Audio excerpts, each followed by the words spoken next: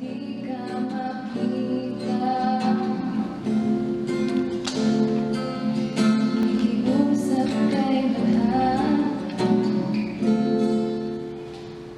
na ako'y sa'yo, kay aking naman.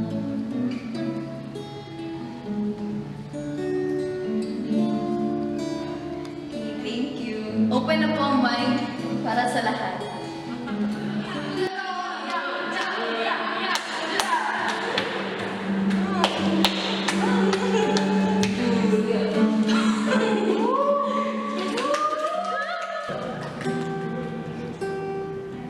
Magandang gabi po sa lahat ng nandito.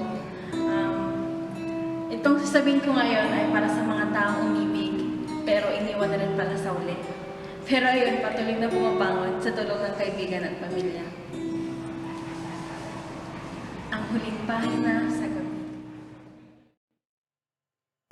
Tandang-tanda ko pa. Oo, tandang-tanda ko pa. Noong unang araw na makita kita. Ang isipan ko'y napatigil, habang ang puso ko'y hindi makapagpigil.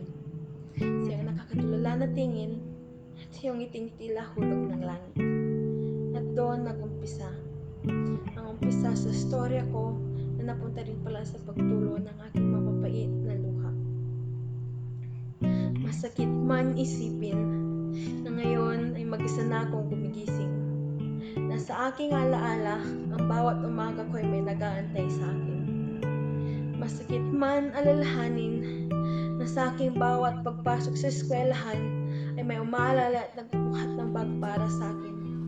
Na ngayon ay buhat-buhat ko na lang ang bigat ng aking damdamin.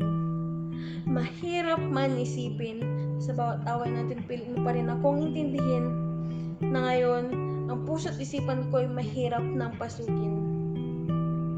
Masakit man tanggapin na meron pa sana ikaw at ako tayo kung hindi ka lang nawala sa akin. Alam ko na ako ang pinakamaswerteng babae dahil sa bawat tampuhan, hindi ko alam kung ano ang paniniwalaan. Kung ang sinasabi mo ba o ang mga luha ko na.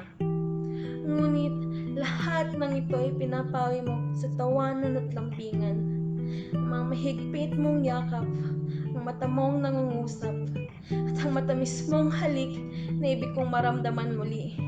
Pero ako'y tumitingala at nagtataka, bakit? Bakit? Laging nasa huli ang pagsisisi. Kung sana nagtagal ka lang sa akin. Dumating ang araw na ni kailan may wala sa plano. Ang taong naging bahagi na ng buong buhay ko ay bigla na lang naglaho. Kahit tayo nagkakainitan at nag-aaway, magkahawak pa rin tayo ng kamay. Habang naglalakad sa dilim, biglang dumating ang lalaking nagtiktim. May hawak na makalawang na patilim ang sabi mo sa kanya habang ang boses mo nanginginig sa kaba. Kunin mo na ang cellphone at pera namin. Ngunit kulang pa rin ang inihain. At ngayon, kinuha ka pa niya sa akin. Sinaksak sa may tagiliran, ika'y napalhod, lumingon at ako'y tinignan. Tila bumagal ang oras nating dalawa, habang bumabalik sa akin lahat ng matatamis na alaala.